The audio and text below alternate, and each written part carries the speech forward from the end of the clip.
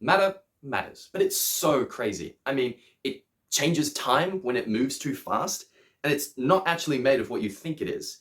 And it bends the universe like, what? Right, let's nut it out. First, with special relativity. You know Einstein, right? Well, one day he was thinking, according to classical physics, if he ran alongside a photon at the speed of light, then from his perspective or his frame of reference, it would seem motionless. However, the four Maxwell equations, tested, applied, and verified to a trillionth of a degree, show that light will always propagate at the speed of c. So from any perspective, such as that of the very speedy Einstein, light will forever be perceived as propagating at the speed of c. But why? Well, from Einstein's frame of reference, everything around him will speed up, so that light maintains a constant speed of c. And in consequence, from any other perspective, Einstein's time will slow down. Now, it's tricky because we can't say that time dilation causes light speed to be constant, or vice versa. Rather, both c and time dilation are universal mechanisms that, while still fulfilling each other, are not relational. So as your speed approaches c, time dilation expedites external events faster than from the perspective of the event itself. Hence, things won't occur simultaneously for both of us, and is why time and simultaneity are both considered relative. Now, this theory was published on the 13th of June, 1905. Not too long, Einstein derived the ever-famous equation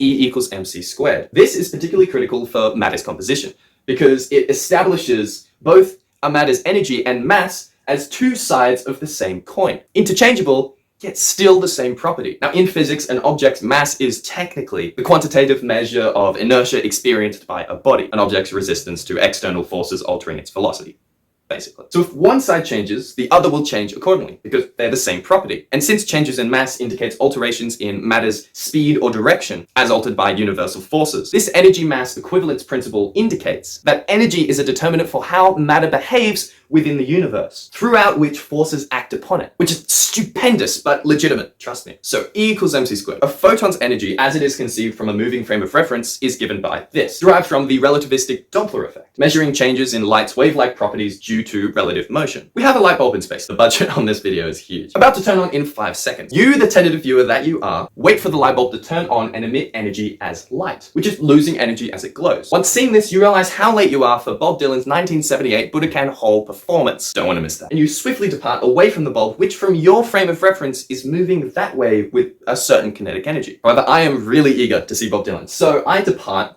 at the same speed you have, away from the bulb before it turns on, which is moving away from me with some kinetic energy. Then, since I perceive the emission of light through a moving perspective, the bulb as I perceive it loses that amount of energy. But of course, we're observing the same event. The total energy gained and lost in either situation is identical. After moving things around, we find that the kinetic energy in each scenario varies. By expanding each, we can determine that since we took off at the same speed, the bulb's velocity from our perspectives is identical. So the disparate variable must be the mass. After cancelling everything out, we can see that the change in the light bulb's mass equates to the energy of the light emitted divided by c squared, or in other words, E equals mc squared. Now, the story doesn't end with special relativity. In 1907, Einstein was called upon by Johannes Stark to craft a review article assessing special relativity in discord with all other domains of physics, which integrate space and time. When it came to Newton's theory of gravity, some drastic changes needed to be made, as it assumed absolute simultaneity for a sun-incited event to be experienced on Earth, which we know from special relativity to be fallible. I mean, realistically, a delay is to be expected. So, I mean, why can't we just account for the time taken for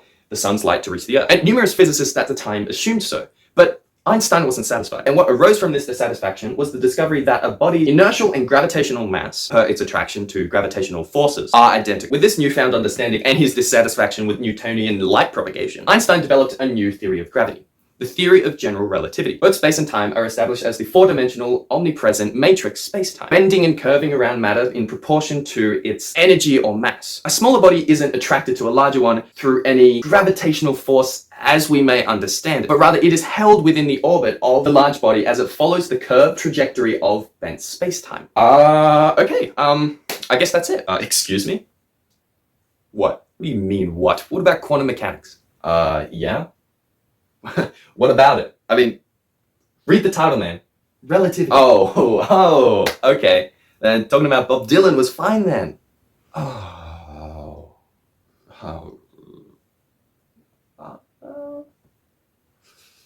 Okay. Okay, just take a breath. Hey, okay. See, these two don't integrate well. And quantum mechanics is very well founded. I mean, empirical experiments like the photoelectric effect and double slit experiment have concluded that minuscule forms of matter will adopt both particle and wave-like properties, and illustrate in the simultaneity of knowing a particle's position and momentum through Heisenberg's uncertainty principle. But our contemporary understanding of general relativity is also very well founded, explicitly through Einstein's field equations, which can't be called an equation because it's actually an equation that generates equations. These two subscript variables, mu and nu, when given certain values, will formulate a distinct equation. Each of these terms is a tensor, a collection of multi-dimensional data, but for simplicity's sake, without overgeneralizing anything, let's say they're two-dimensional matrices. It's Einsteinian convention to have 4x4 matrices, 0 representing the dimension of time and 1 to 3 representing the 3 dimensions of space. And obviously, each tensor serves a different purpose. The stress-energy tensor concerns the dissemination of energy/mass throughout a domain, while the Einsteinian tensor defines the way matter bends space-time and how smaller properties will behave within this well through gravitational forces. Then the metric tensor defines space-time's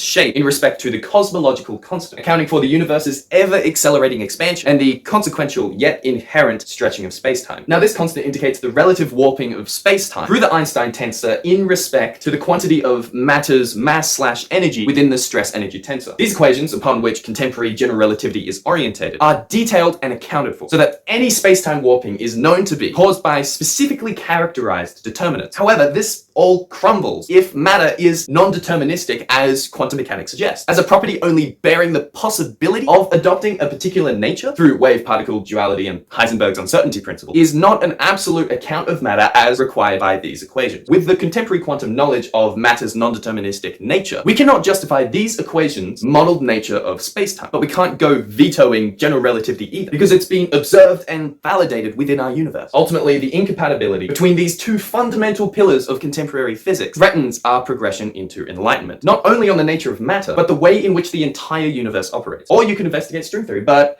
that's a different video entirely.